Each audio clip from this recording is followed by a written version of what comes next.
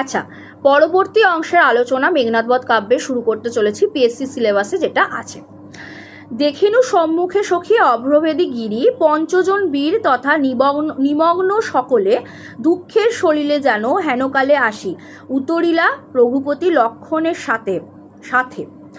বিরস বদন অর্থে এখানে কিন্তু ম্লান মুখের কথা বলা হয়েছে। বিরস বদন নাথে হেরি লো সজনী, উতলা হইনু কত যে কাঁদিনু। সীতা সরমাকে বলছে যে আমি উতলা হয়ে অনেক কাঁদলাম। কি আর কহিব তার, বীর পঞ্চনদে পুজিল রাঘব রাজে। এখানে বলছে যে রাঘব রাজ অর্থে রামের কথা বলা হয়েছে। পঞ্চজনে পুজিল রাঘব রাজে, বীর পঞ্চজনে পুজিল অনুজে। অনুজ অর্থে লক্ষণ, বীর মানে রামচন্দ্রের ছোট ভাই লক্ষণ, অনুজ একত্রে পশিলা সবে সুন্দরনগরে। এবার সকলে মিলে সুন্দরনগরে প্রবেশ করলো।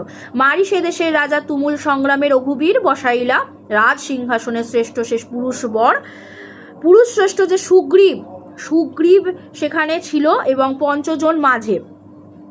হ্যাঁ, ধাইলা চৌদিকে দূত, আইলা ধাইয়া লক্ষ লক্ষ বীর সিংহ ঘোর কোলাহলে।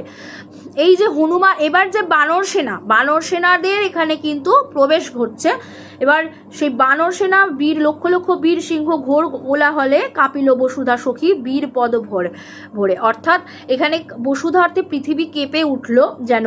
সভয় মুদিনু আখি, আমি আমার সভয় আমার আখি মানে চক্ষু মুদলাম, মানে চক্ষু মুদিনু মানে বন্ধ করলাম। এবার কহিলা হাসিয়া মা আমার কারে ভয় করিস। কহিলা হাসিয়া সেই প্রকৃতি, সেই দেবী এসে বলছেন তুই কারে ভয় করিস, জানকী সাজিছে সুগ্রীব রাজা উদ্ধারিতে তোরে মিত্রবর। অর্থে এখানে তোকে সুগ্রীব রাজা সাহায্য করছে, বানর সেনা আসছে তোকে উদ্ধার করতে। সুগ্রীব রাজা সাহায্যে মিত্র বধিল যে সুরে তোর স্বামী, সেই সুরকে তোর স্বামী হত্যা করছে, বধ করছে।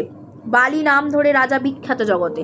বালি আর সুগ্রীব দুই ভাই ছিল, সেই বালি নাম ধরি রাজা বিখ্যাত জগতে। কিষ্কিন্ধা নগরে বালি সুগ্রীবের রাজ্য কিষ্কিন্ধা নগরে প্রবেশ করার পর হচ্ছে যখনই খবর গেল ইন্দ্র তুল্য বলি বৃন্দ, এখানে কিন্তু বীর সমূহ বৃন্দ, হ্যাঁ ইন্দ্রতুল্য বলি, এরা হলো বীর সমূহ। চেয়ে দেখো সাজে, দেখিনু চাহিয়া চলিছে বীরেন্দ্র দল, জলস্রোত যথা বরিশার হুহুঙ্কারী। ঘোর মর্মরে ভাঙিল নিবিড় বন, অর্থাৎ এতটাই পৃথিবী কেঁপে উঠলো যে বন মর্মর করে উঠলো। হ্যাঁ, শুকাইল নদী শুকিয়ে গেল। ভয়াকুল বনজি পলাইল দূরে, ভয়াকুল অবস্থায়